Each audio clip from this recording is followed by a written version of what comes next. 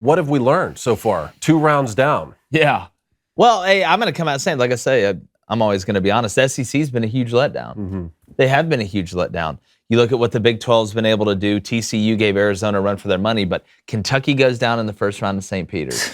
Auburn just absolutely fell down yesterday against Miami. Miami outplayed them. Miami looked like the better team. They had the better strategy. They played 5 out. Tennessee, a team that a lot of people had making a big run, is out. The only SEC team left is Arkansas. Jon Snow. The Jon Snow Game of Thrones. And they play Gonzaga. And I said, I don't think Gonzaga's getting past the Sweet 16. So Arkansas, it's all on y'all, on boys. that one. It's all I'm on gonna y'all. catch hell for that one. So is the SEC this year the Big Ten last year? Yes, Sure. you have to say it. And I mean, is the ACC this year the Pac-12 from last year? Possibly. I mean, look. The SEC, the words of Adam Sandler, you blew it. I mean, you totally blew it. You blew it. Again, you win the SEC Big 12 challenge, but you came in, the Kentucky one was a shocker. Tennessee, the way they shot, the way Auburn shot, you just didn't play well in the biggest moments. It's not like Arkansas blew the doors off of New Mexico State either. I mean, that game was the definition of a rock fight. So the SEC's been a huge letdown. The Big Ten somewhat's been a letdown a little bit this year. You've had Michigan that's able to get in the Sweet 16. Purdue moved on. Michigan State put up a good fight against Duke. But right now, you got to look at the Big 12 and the ACC, and they're rolling. It's the truth. The SEC, you win it with 6. A lot of people, including myself, were complaining about Tennessee's seed. You look at where the conference is going. I think the SEC is going to be fine. I don't think it takes away anything for the regular season. But in all fairness, you are judged in March. How you do. And another thing that we've learned after the 2 rounds is conference tournament winners, you might as well not put a ton of thought into that, because Virginia Tech goes down against Texas. A lot of people had Virginia Tech going a long way. Iowa got bit by the Spiders of Richmond. Tennessee wins the SEC tournament. They go down. So, you look at the Big 12, Baylor going out early.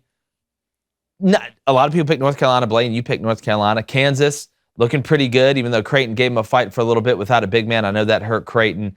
Texas Tech, a team that I have in the Final Four. You look at the bracket right now. You see a whole lot of Big Ten. Iowa State. Right now, you have got the 11 seed playing the 10 seed in the Midwest region. Auburn, if they'd have just showed up, watching Jabari Smith and Walker Kessler go 3 for 22. But, Auburn's been kind of sliding, too. I know, for the last 6 weeks. Down. Yeah, what have you learned after 2 rounds? This is what I've learned. The one thing I've learned is don't trust anything I've ever learned about basketball on the record. That's what I've learned, because it's literally been the complete opposite. Not even conference winners, but a team trending up in conference tournaments.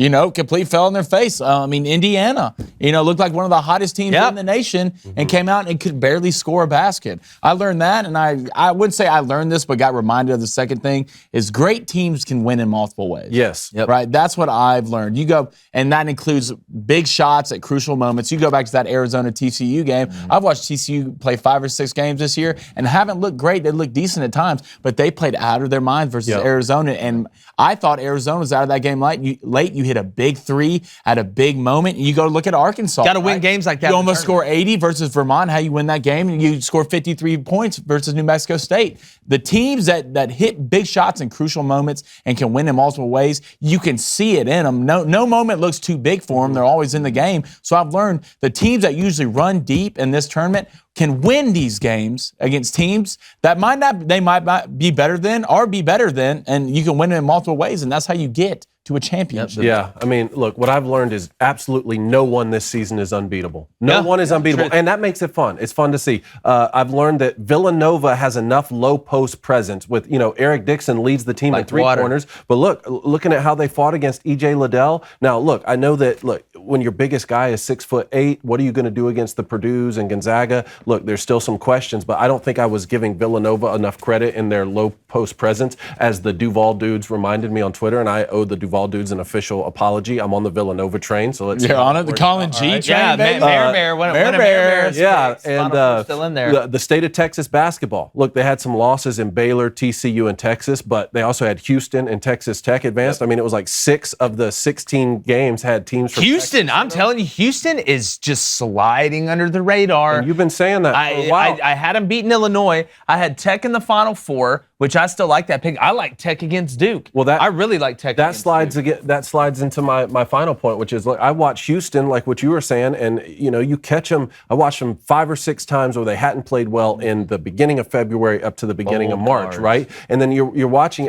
Maybe I overhyped momentum. Like momentum has been so huge every time we tune into the college basketball tournament. Yeah. It's so huge. But Tennessee, Va-Tech, Iowa, 3 of the hottest teams in the country. Houston was kind of struggling, and now look at them. So defense travels, baby. Yep. Defense and rebounding. Defense and turnovers. On the other side, turnovers travel. And we got some clips here coming up, but this is the top 3 dunks I pulled. We want to go through the top 3 dunks because you're always looking at the dunks. But real quick on this Memphis-Gonzaga game, Drew Timme was unbelievable. In the second half, I don't want to come out here and complain about the officials. How does Gonzaga not get called for a foul basically in the second half?